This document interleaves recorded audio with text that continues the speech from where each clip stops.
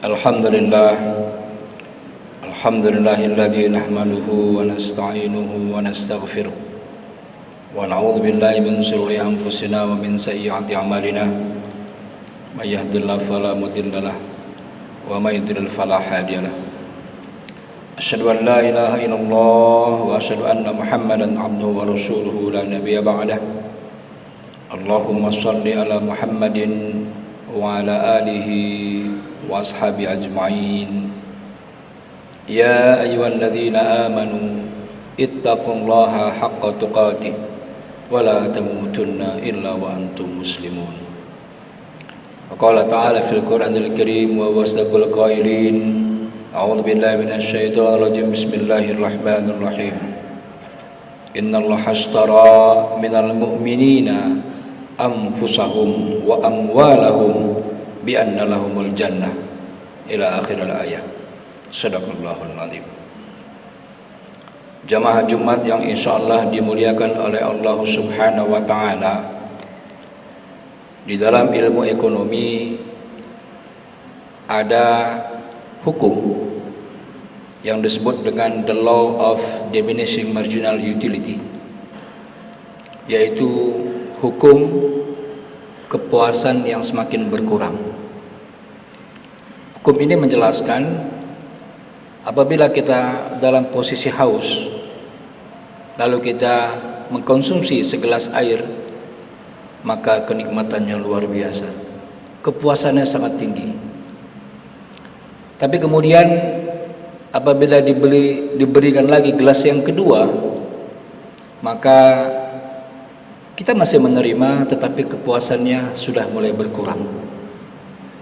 Diberikan lagi gelas yang ketiga, mungkin kita masih menerima, tapi kepuasannya semakin berkurang.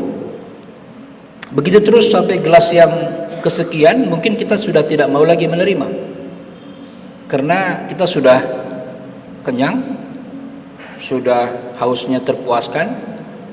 Kita tidak mau lagi menerima. Bahkan kalau kita menerima, kita bisa muntah. Artinya kepuasannya menjadi minus.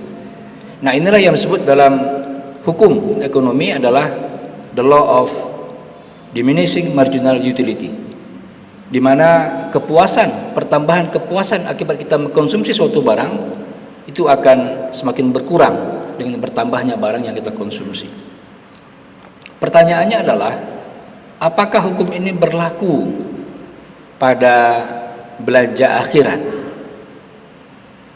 Apakah hukum ini berlaku pada konsumsi akhirat? Konsumsi akhirat yang khotib maksudkan adalah zakat, infak, sedekah, wakaf, karena sama-sama mengeluarkan sejumlah uang atau sejumlah materi. Apakah hukum ini berlaku? Secara kecil-kecilan khotib mensurvei orang yang sudah berwakaf 100 juta ke atas, lalu menanyakan apa yang dirasakan setelah berwakaf dengan nilai sedemikian. Lalu jawabannya luar biasa. Mereka itu dengan menambah belanjanya, dengan menambah belanja akhiratnya, kepuasannya semakin bertambah, bukan berkurang. Dia sudah wakaf 1 juta, dia ingin wakaf 10 juta. Karena kepuasannya bertambah. Ketika dia sudah wakaf 10 juta, dia ingin wakaf 100 juta. Karena kepuasannya bertambah. Terus demikian. Subhanallah. Artinya, hukum kepuasan yang semakin berkurang itu tidak berlaku pada belanja akhirat. Justru sebaliknya. Inilah yang khotib sebut dengan the law of augmenting marginal utility. Hukum pertambahan kepuasan yang semakin meningkat, bukan hanya lurus linear tapi juga eksponensial. Karena kepuasan batin itu sulit untuk diungkapkan. Itulah yang kemudian membuat sahabat-sahabat dulu itu berlomba-lomba dalam memberikan sedekahnya, dalam memberikan wakafnya. Karena mereka tidak dapat melukiskan kebahagiaan, kepuasan batin yang mereka rasakan. Abdurrahman bin Auf misalnya, Suatu ketika datang pada Rasulullah itu dengan mensedekahkan 40 uqiyah emas. 40 uqiyah emas itu kalau kita setarakan dengan kilogram itu adalah 1,278 kilogram atau 1278 gram emas. Kalau kita kalikan 1 juta saja berarti 1,2 miliar. Suatu ketika Abdurrahman bin Auf datang kepada Rasulullah dengan membawa sedekah 1,2 miliar. Dan kalau kita lihat lagi sahabat-sahabat yang lain, Utsman bin Affan, Masya Allah, luar biasa. Kenapa mereka melakukan seperti itu? Ternyata mereka mendapatkan kepuasan yang luar biasa. Jamaah sekalian yang insya Allah dimuliakan oleh Allah Subhanahu Wa Taala. Pertanyaan berikutnya adalah, apakah kita bersedekah atau berwakaf itu nunggu kaya? Kalau orang yang punya uang, orang yang punya harta, boleh dia mewakafkan sampai bermiliar-miliar. Tapi yang tidak punya uang bagaimana? Ternyata ini dijawab oleh Allah dalam surat At-Taubah ayat 79. Insyaallah. Di dalam ayat itu dijelaskan orang munafik yang mencela orang yang bersedekah banyak dan juga mencela orang yang bersedekah sedikit. Dua-duanya dicela. Sedekah banyak dibilang ria, sedekah sedikit dibilang apa artinya? Itu orang-orang munafik, karena orang munafik itu imannya palsu. Orang munafik tidak mungkin mau bersedekah dan selalu mencela orang-orang yang bersedekah. Insya Allah. Jadi jamaah Jumat yang dimuliakan oleh Allah Subhanahu Wa Taala, dari mimbar ini khotib menghimbau diri pribadi juga jamaah sekalian, marilah kita jadikan sedekah sebagai lifestyle kita. Jadikan sedekah sebagai kebiasaan hidup kita. Bukan untuk orang lain sebenarnya sedekah itu, tapi untuk kita.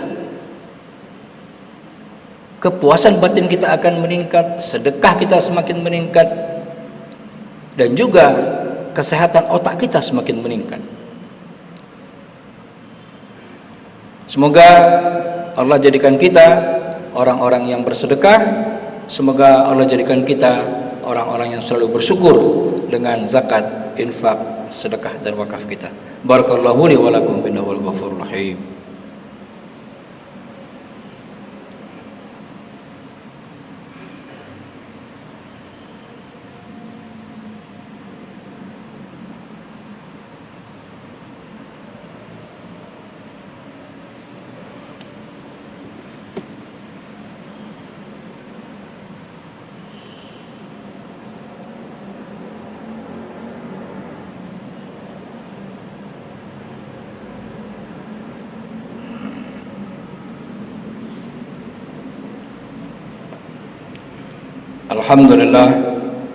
Alhamdulillah hamdan katsiran kama amar.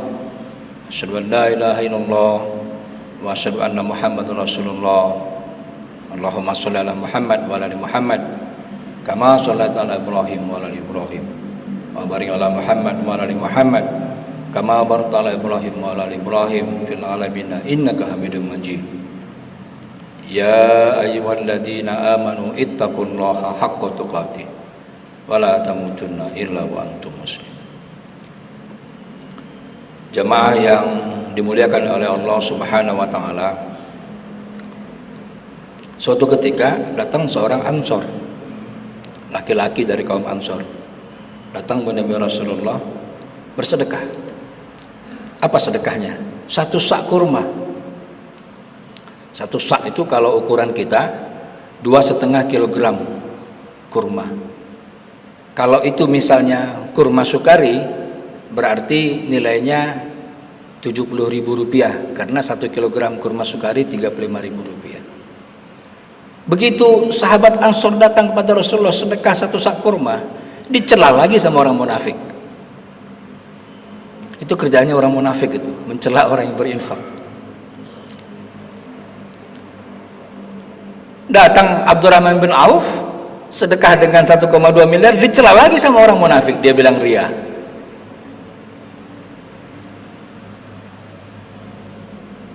Nah, inilah para jamaah sekalian, ayat At-Taubah 79 ini mengajarkan kepada kita bahwasanya sedekah itu tergantung kemampuan kita. Kalau kita punya harta, kenapa tidak banyak? Kalau kita tidak punya harta, semampu kita. Yang penting adalah keikhlasannya. Jangan lihat orang yang mencela. Karena kalau lihat orang mencela, semuanya salah. Sedekah banyak salah, sedekah sedikit salah.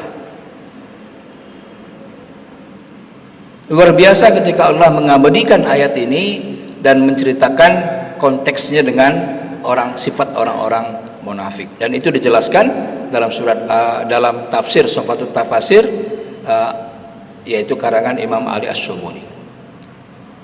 Jamaah yang Jumat yang dimuliakan oleh Allah Subhanahu wa taala, satu lagi rahasia daripada wakaf, sedekah karena ikhlas karena Allah Subhanahu wa taala adalah ternyata sedekah yang kita lakukan itu menyehatkan otak kita.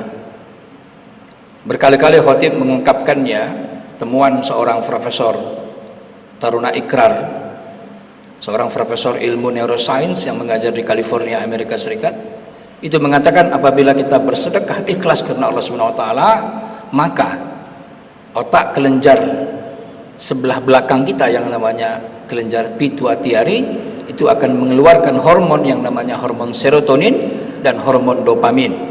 Kedua hormon inilah yang membuat seorang itu merasa bahagia dan terlepas dari depresi. Sekali lagi, sedekah yang kita lakukan, wakaf yang kita lakukan bukan untuk orang lain, tapi kembali kepada kita semua. Marilah kita berlomba-lomba untuk berwakaf sebelum kita meninggal dunia. Marilah kita berlomba-lomba untuk membelanjakan harta kita, untuk bertransaksi dengan Allah Subhanahu wa taala, karena Allah sudah membeli diri kita, jiwa kita, harta kita dengan surga yang luar biasa. Oleh karena itu, mari kita jadikan sedekah, infak, wakaf dan zakat sebagai lifestyle kehidupan kita. Marilah kita berdoa kepada Allah Subhanahu wa taala, semoga Allah menerima doa-doa kita.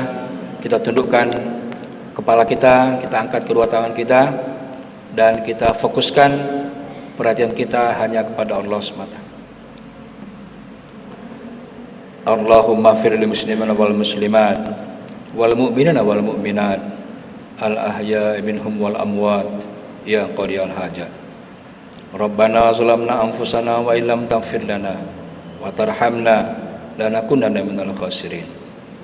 Ya Allah, ya Tuhan kami, jadikanlah kami hamba-hamba yang bersyukur ya Allah. Jadikanlah kami hamba-hamba yang taat ya Allah. Jadikanlah kami hamba-hamba yang bersedekah, berinfak, berzakat dan berwakaf ya Allah. Ya Allah, ya Tuhan kami sadar harta kami pun titipan yang Kau berikan kepada kami ya Allah.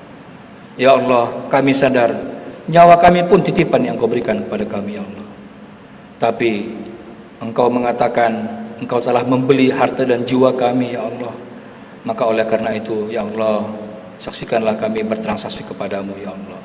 Jadikanlah kami hamba-hamba yang selalu tunduk dan taat kepadamu ya Allah. Amin amin ya rabbal alamin. Rabbana atina fid dunya hasanah wa fil akhirati hasanah wa qina adzabannar.